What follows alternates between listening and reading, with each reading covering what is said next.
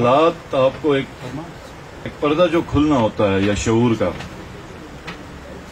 وہ بعض اوقات انسان اللہ انسانوں کے ذہن کھول دیتا. میں اپنے گاؤں میں تھا تو آگے جو سیاچن کے پاس تودا آ کے ایک ساتھ 100 کے قریب فوجی ہمارے شہید ہوئے تھے ریاری کے. تو ہمارے گاؤں سے ساتھ آگے کچھ 3-4 گاؤں جس میں 2-3 فوجی جوان اس میں تودے کے نیچے آ کے شہید ہوئے. تو میں ان کے پاس دعا کے لیے گیا تو دعا میں جس طریقے سے رسمی طور پہ حوصلہ دیتے ہیں تو میں نے ان کو یہ آیت پڑھ دی کہ اللہ پاک قرآن میں یہ فرماتے ہیں شہید کے بارے میں کہ وہ زندہ ہیں، ان کو مردہ مت کہو اور تم شعور نہیں رکھتے. اور یہ کہتے اور پڑھتے ہوئے مجھ پہ ہی کافی ایک انسان لاشعوری طور پہ کافی چیزوں کو ریئلائز کرتا ہے کہ ہم اللہ کے ماننے والے ہیں، اللہ کے حبیب کو ماننے والے ہیں.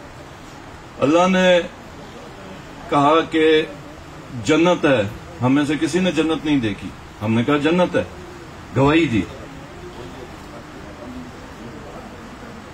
اللہ کے حبیب نے یہ پیغام پہنچایا اور سب سے پہلے اللہ کی حقیقت بتا دی. ہم نے اللہ کی حقیقت مان لی، گواہی دی. جنت کو کہا گیا جنت مان لی، جہنم کو کہا گیا جہنم مان لی. آخرت کے دن کا کہا، ہم نے کہا آخرت کا دن ہے. تو جب وہی قرآن کہتا ہے ہر چیز کی جب ہم نے گواہی دی ہے تو یہ گواہی بھی ہے کہ جو اس کے راہ میں شہید ہے وہ بالکل زندہ ہے اور اس کو مردہ تک نہیں کہنا. اور یہ بھی کہا کہ ہم شعور نہیں رکھتے. تو شہادت کا یہ درجہ. اور کہتے ہیں کہ شہید جب اللہ پاک کے سامنے حاضر ہوتا ہے تو ہر کسی سے اس کی خواہش پوچھی جاتی ہے. تو شہید سے جب پوچھی جاتی ہے تو شہید ایک ہی خواہش کرتا ہے کہ یا اللہ مجھے زندہ کر کے پھر دنیا میں بھیج دے تو پھر میں تیری راہ میں شہید ہو جاؤں، پھر تیرے پاس اسی طرح حاضر ہو جاؤں. انسان قربانی اللہ کو بہت بڑی پسند ہے. آپ مال کی قربانی دیتے ہیں، غربا میں چیزوں کو تقسیم کرتے ہیں، اور قربانی اسی کی ہی سب سے پسند ہوتی ہے جو آپ کی سب سے پیاری چیز ہوتی ہے جو آپ قربان کرتے ہیں. اور اس میں سب سے پیاری چیز انسان کی ہوتی ہے جو اپنی جان ہوتی ہے. تو وہ شخصیات اس معاشرے میں جو اپنی جان قربان کرتے ہیں وہ ہم سب سے افضل ہیں. وہ ہم سب سے افضل ہیں. ایک تو اللہ کے حضور، اللہ کے حبیب کے حضور وہ مقبول ہیں. سے ان کی تاریخ ہے. ترک قوم ہے، عرب قوم ہے. آج مطلب پہلی جنگ عظیم سے پہلے آپ دیکھ لیں تو عرب جو کئی حصوں میں تقسیم ہوا، ہونے سے پہلے عرب ایک تھا. آج کو کتنے بے شمار ممالک بن گئے، ان کے ملک بن گئے، تقسیم کیا گیا، لیکن عرب قوم ہے. تو پاکستان کے اندر آپ دیکھیں تو پٹھان بھی ہے، سندھی بھی ہے، بلوچی بھی ہے، ماجر بھی ہے، سرائکی بولنے والا بھی ہے، چترال کا بھی ہے. چترال کے اندر کیلاش والے بھی ہیں، گلگت بلتستان کے اندر ہی آپ دیکھیں کتنی زبانیں بولی جاتی ہیں. تو قوم کس سے بنتی ہے؟ زبان سے، رسم و رواج سے، تاریخ سے، تمدن. قوم کی کچھ چیزیں ہوتی ہیں، ان کی خصوصیات ہیں. سب سے پہلے تو زبان ہی ایک ہو. تو ہم کتنے مختلف ہیں، لیکن پھر بھی وہ ایک مصرع مجھے یاد آ رہا ہے کہ سب پھول ہیں ایک گلدان کے ہیں، ہم گلگت بلتستان کے. تو یہ پاکستان میں بھی آپ دیکھیں کہ پاکستان کا بھی کچھ اسی طرح ہی رنگ ہے. اور پاکستان 1947 سے پہلے یا 1940 میں چودھری رحمت علی نے جب نام تجویز کیا، اس سے پہلے پاکستان کا وجود کوئی نہیں تھا. ایک منزل کی تلاش تھی مسلمانان ہند کو، منزل کی تلاش تھی، منزل کا بھی نام نہیں تھا. تو پاکستان سوچا ہی 1940s کے بعد جو نام رکھا گیا، اور وجود 1947 کو ملا. لیکن ہماری اب ہسٹری دیکھیں، ہم نے تقریباً 3 جنگیں لڑی ہیں. اس کے بعد ایک جو سب سے خطرناک ویو آئی وہ تھی دہشت گردی کے خلاف جنگ. عراق نے بھی وہ فیس کیا، شام سیریا نے بھی فیس کیا، لیبیا نے بھی فیس کیا، اور بڑی بڑی قومیں، اور پیسہ ان کا ہم سے زیادہ، جی ڈی پی ان کا ہم سے زیادہ، تاریخ ان کی ہم سے زیادہ، لیکن وہ نہیں ٹھہر سکے اس دہشت گردی کی جنگ میں۔ پاکستان 1940 میں بنا، مختلف قوموں میں تقسیم، مختلف زبانوں میں، مختلف رنگ کے، مختلف نسل کے۔ پاکستان ان سب کو ملا کے جو دہشت گردی کی جنگ تھی وہ پاکستان کی سب سے سختی، پاکستان سروائیو کر گئی۔ تو یہ کیوں ہوا؟ یہی جوان ہیں، یہی بیٹے ہیں جو اس ملک کے لیے اپنی جان نثار کر رہے ہیں اور کھڑے ہیں۔ تو اس کی وجہ سے یہ ملک قائم و دائم ہے، اس میں امن بھی ہے۔ اور پھر ملک تو سلامت ہے، لیکن اس ملک کے ساتھ ہم نے کیا کیا یہ کس مقصد کے لیے اس ملک کو ہم نے بنایا تھا؟ تو ایک منزل ہوگی جس کے لیے بنایا تھا۔ خالی ایک ملک بنانے کا مقصد نہیں تھا جو آباء و اجداد نے قربانیاں دی تھیں۔ ملک تو ہندوستان بھی ملک ہے، تو ایک مقصد تھا اس ملک کو حاصل کرنے کا کہ ایک ایسی سرزمین حاصل کی جائے جہاں پر مسلمانان ہند اسلامی نظریات کے تحت اپنی زندگی گزار سکیں۔ اس لیے جو اس وقت بڑے جید علماء کرام تھے برصغیر پاک و ہند میں، انہوں نے شروع میں کئی بڑے بڑے نام ہیں، کئیوں نے حمایت کی، جنہوں نے اس وقت قیام پاکستان کی مخالفت کی تھی۔ قیام پاکستان کے بعد انہوں نے اس کی حفاظت کی ترغیب دی لوگوں کو، اور کہا کہ یہ جو ملک ہے پاکستان، یہ بالکل اسی فلسفے اور اسی نعرے کے تحت بنا ہے جس فلسفے، جس نیت، جس بنیاد پہ آپ ایک مسجد بناتے ہیں۔ کہ مسجد آپ کیا کس لیے بناتے ہیں؟ کہ یہاں پہ ہم ایک اللہ کا گھر ہوگا جہاں پہ ہم عبادت کریں گے۔ تو آپ نے یہ جو ملک بنایا تھا یہ بھی اسی، آپ کی بنیاد یہی تھی۔ اور جب ایک دفعہ مسجد بنتی ہے تو مسجد گر نہیں سکتی، پھر اس کے لیے آپ نے کھڑے ہونا۔ اور دوسری جو پاکستان کی ہے، میں نے کئی جگہوں پہ بات کی ہے کہ پاکستان کی ایک مشابہت ہے مدینہ منورہ کے ساتھ، مدینہ پاک کے ساتھ، مدینہ طیبہ کے ساتھ،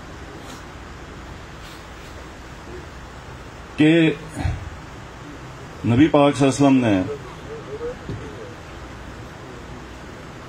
اپنے دور میں دو طرف، ایک تو قسطنطنیہ کے فتح کی بشارت دی تھی اور فرمایا تھا کہ کیا ہی سپہ سالار ہوگا وہ جو سپہ سالار ہوگا جو قسطنطنیہ کو فتح کرے گا، اور کیا ہی فوج ہوگی جو فوج ہوگی، اور پھر بشارت تھی اس فوج کو۔ اسی لیے بہت بڑے نام اپنی زندگی میں کوشش کرتے رہے قسطنطنیہ کو فتح کرنے، اور آج ہمیں سمجھ آتی ہے کہ کیوں امپورٹنٹ تھا جب ہم ترکی کی طرف دیکھتے ہیں۔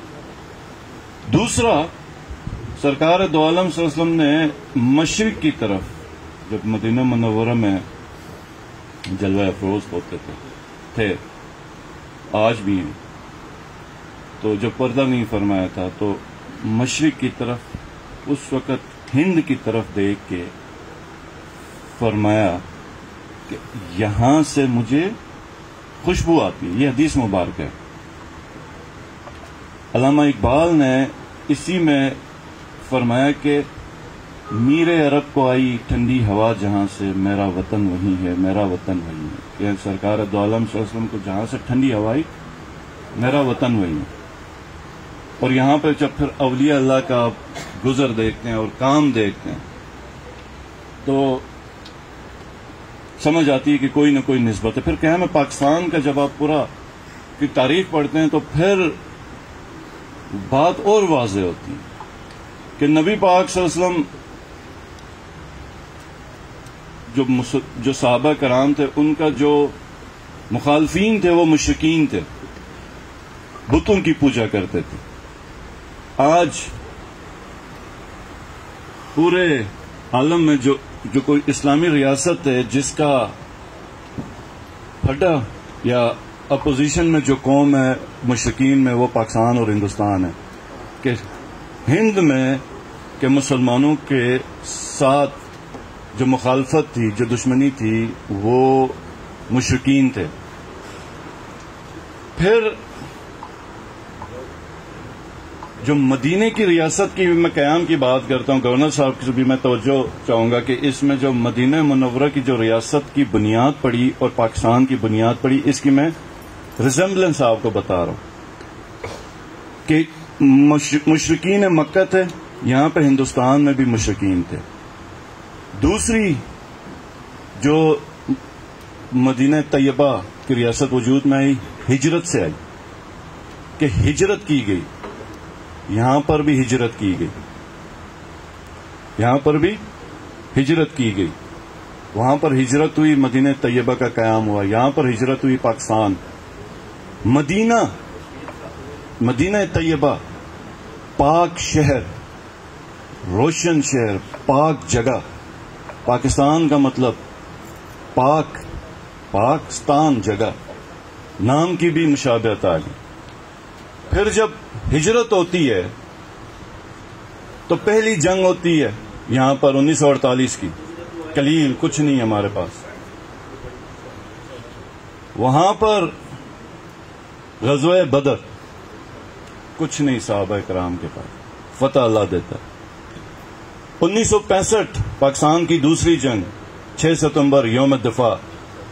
مدینہ منورہ میں دوسری غزوہ خندق، دفاع مدینہ، خندق کھودی گئی. تیسری جنگ ہماری 1971 سقوط ڈھاکہ. مدینہ منورہ تیسری غزوہ احد، مسلمانوں کی شہادتیں. تو جس جنگ کا آپ نقشہ پاکستان کا دیکھ لیں، وہی حال مدینہ کا.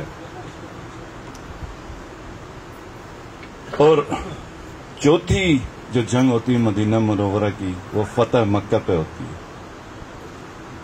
تو ہماری ابھی تک چوتھی ہوئی نہیں ہے اور ہم انتظار میں کہ چوتھی ہماری کب ہوتی ہے. لیکن جس رستے سے چیزیں مل رہی ہیں، کوئی بعید نہیں. اور اللہ فتح کیوں دیتا ہے؟ یہی شہیدوں کی قربانی، شہیدوں کا خون. تو فوج بارڈرز میں حدود کو، ملک کو پروٹیکٹ کر رہی ہے. پولیس شہروں کے اندر امن قائم کر رہی ہے. اور امن اتنا اہم ہے کہ جب تک آپ کا امن قائم نہ ہو معاشروں میں، شہروں میں، آپ ایک کوئی غیرت مند اور حوصلہ مند قوم نہیں بن سکتے. وہ ایک کہاوت ہے کہ جو قوم عام دنوں میں امن کے ساتھ ہے، وہ حالت جنگ میں عزم کے ساتھ ہے.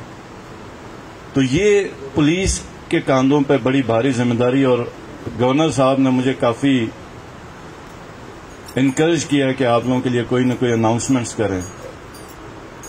میں نے اپنے 1-2 سالہ دور میں میں بڑے دعوے تو نہیں کرتا گورنر صاحب، لیکن ہماری جتنی کیپیسٹی تھی، ہم نے پولیس کے لیے کافی چیزیں کی. اس میں سے 1000 کی جو سیٹیں لے کے آئے تھے ہم اسپیشلی، اس میں ہم نے مختلف کیٹیگریز کی سیٹیں بھی کریٹ کی، جس کی وجہ سے کافی پروموشنز ممکن ہو سکیں.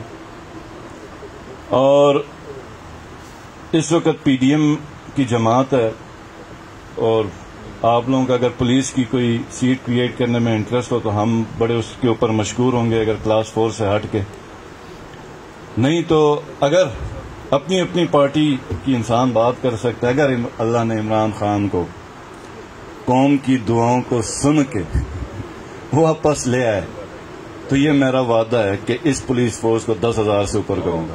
یہ میری کمٹمنٹ ہے کہ مجھے 5,700 میں پولیس فورس ملی تھی، 6,700 ہے. لیکن میں سمجھتا ہوں کہ گلگت بلتستان کی وہ واحد پولیس ہے جو بڑی کم تعداد میں بڑی بھاری ذمہ داری نبھا رہی ہے. ہمارے پاس پولیس نہیں ہے. اور یہ آپ نے بڑے لطیفے سنے، میں بھی آپ کو ایک سناتا ہوں. بڑا شارٹ سا 1 لائنر ہے. ہمارے پاس پولیس ہوتی نہیں ہے یہاں پر ریزرو میں. جس وقت محرم میں کوئی ٹینشن ہو یا کسی اور میں ہو تو 200-300 سے اوپر جوان نہیں ہوتے, اور لوگ پھر غصے میں میرے پاس آتے ہیں کہ کدھر ہے پولیس. میں بھی کہتا ہوں کدھر ہے پولیس, پولیس تو ہے ہی نہیں.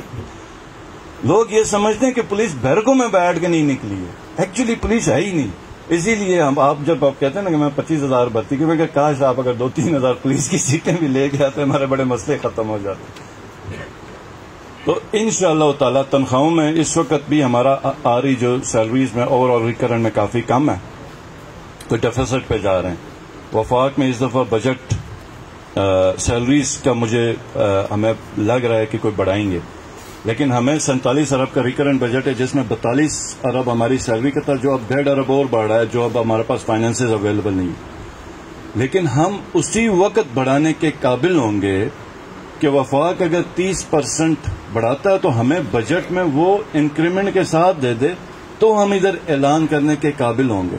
اگر وہ 30% بڑھاتا ہے اور ہم اگر ادھر 30% بڑھائیں گے تو صرف سیلریز کا مد 50 ارب پہ آ جائے گا, اور ہمیں اگر 47 ارب مل رہا ہے تو ہم تو خود صرف سیلریز بھی نہیں دے سکیں گے. تو یہ ہمارے لیے بڑا پرابلم ہے, اور ہم آپ کی صوبائی حکومت اس پہ کر رہی کہ اپنے ریونیوز بھی ہم بڑھائیں, لیکن یہ کچھ ایشوز ہیں, اور یہ سال میرے خیال میں پیسوں کے لحاظ سے ہمارے پاس تھوڑا سخت ہوگا.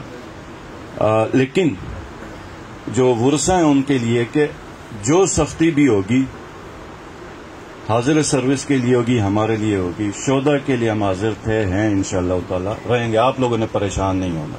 آپ کو جو بھی مسئلہ ہوگا آپ آئی جی صاحب کے ساتھ رابطے میں رہیں گے.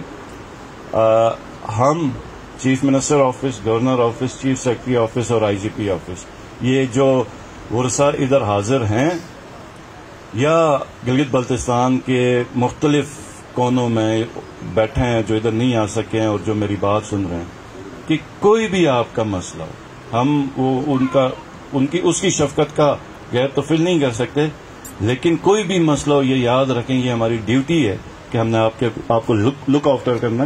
تو آئی جی صاحب کے پاس آپ رابطہ کریں گے, اور انشاءاللہ تعالی آپ کے مسائل ہم ہر صورت جیسے بھی ہوں جیسے گھریلو مسائل ہوں آپ نے ہمیں بتانا, ہم حاضر ہیں. بہت بہت شکریہ آپ لوگوں کا وقت.